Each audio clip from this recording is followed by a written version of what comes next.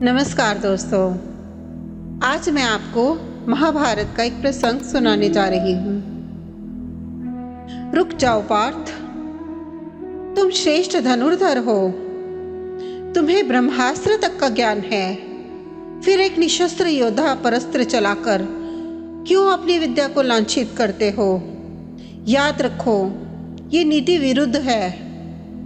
अपनी मृत्यु को निकट देख कर्ण ने अर्जुन से नीतिगत व्यवहार करने का अनुनय किया। अर्जुन सोच में पड़ गए, उनके हाथ जड़वत हो गए।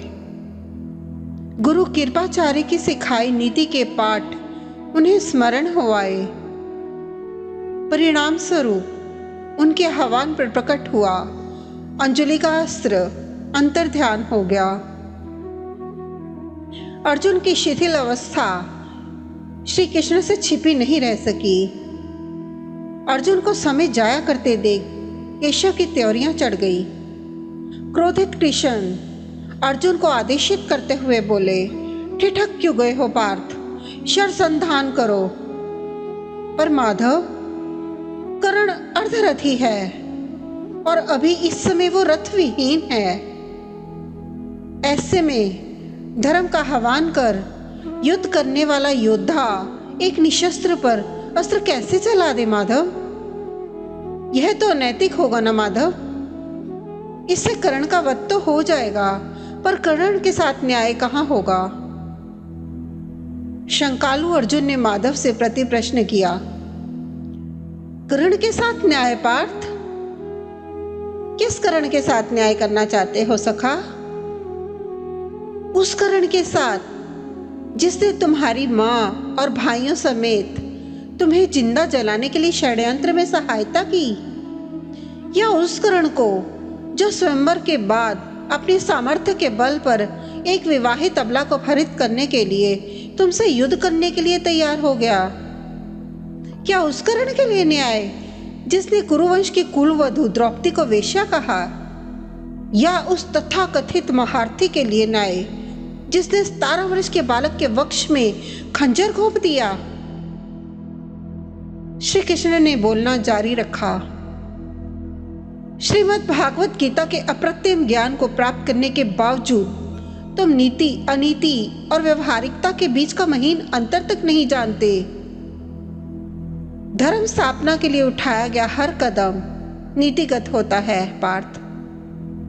तनिक सोचो, यदि भगवान आशुतोष का प्रसाद, ये विजय धनुष यदि पुनः कर्ण के हाथों में सुसज्जित हो गया, तो न जाने कितने निर्दोषों का रक्त व्यर्थ इस कुरुक्षेत्र में बहेगा। हजारों हजार स्त्रियां विधवा होंगी और बच्चे अनाथ। उन्हें किस तरह नीति से संबल प्रदान करोगे पार्थ?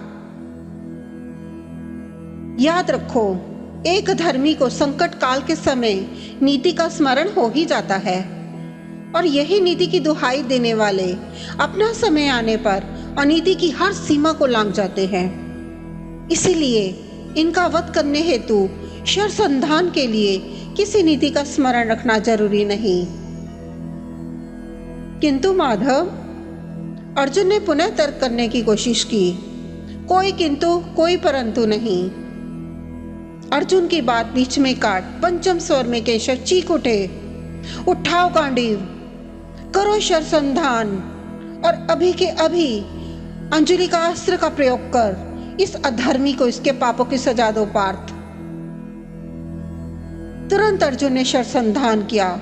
गांडीव से अंजलि का अस्त्र का आह्वान हुआ।